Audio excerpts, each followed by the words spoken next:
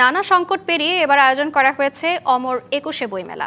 অনিবার্য বাস্তবতায় মেলা শুরু হয়েছে ভাষার মাস ফেব্রুয়ারির শেষে, চলবে ১৫ই মার্চ পর্যন্ত। প্রতিদিন নিয়ম করে খুলছে মেলার দুয়ার। ছুটির দিন রাখা হয়েছে শিশু প্রহরও। তবে এবার লেখক, পাঠক আর প্রকাশকের মিলন মেলা পূর্ণতা পাচ্ছে না। আপন ছন্দে ফিরতে পারছে না বইমেলা।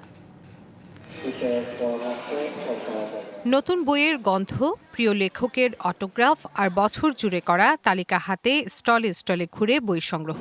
অমর ২১শে বইমেলার এ যেন চিরাচরিত দৃশ্য। তবে ১০ম দিনেও এবারের বইমেলায় নেই দর্শনার্থীদের ভিড়।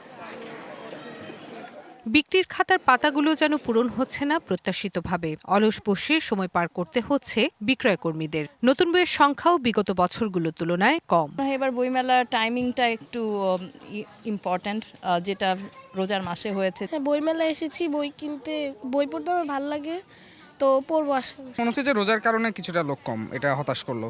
হলিডে শনিবার আসলাম, ভাবলাম যে আরো কিছু লোক থাকবে, সেই অনুযায়ী কম। এ দৃশ্য প্রকাশনা খাতের জন্য উদ্বেগের বার্তা। লেখকরা বলছেন, বইয়ের মান বজায় রাখলে তবেই আগ্রহী হবেন পাঠক। লেখকরা বুঝতে পারতেছিলেন না যে আদৌ মেলা হবে কি হবে না বা কবে হবে।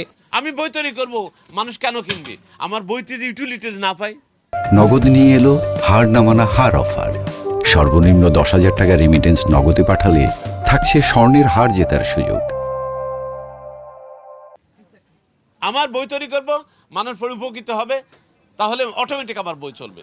তবে এমন শান্ত পরিবেশকে বেশ উপভোগ করছেন মেলায় আগত পাঠক, দর্শনার্থীরা। ভালো লাগছে, একটু হালকা পরিবেশ। শনিবারে তো এরকম পরিবেশ বইমেলায় কখনো থাকে না। বাঙালির প্রাণের মেলা অমর ২১শে বইমেলা। শনিবার মেলায় দেখা গেল মার্কিন রাষ্ট্রদূত ব্রেন্ট ক্রিস্টেনসেনকে।